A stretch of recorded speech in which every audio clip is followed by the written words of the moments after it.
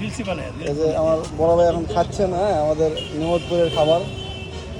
এখানকার এই খেতে ভালো লাগতেছে। হ্যাঁ,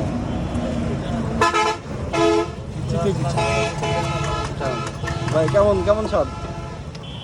এই সেই স্বাদ নাকি? এটা সরিষার তেল নাও, হ্যাঁ।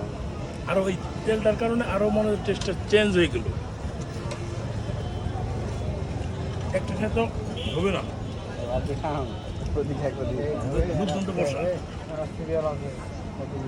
আপনার গাড়ি না আসা ভাবিরা খাবে না? হ্যাঁ? একবার খাওয়ানো উচিত না? আমি খাওয়াবো নি।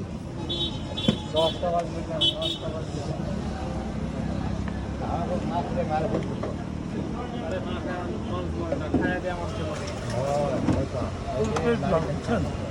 মজা আছে।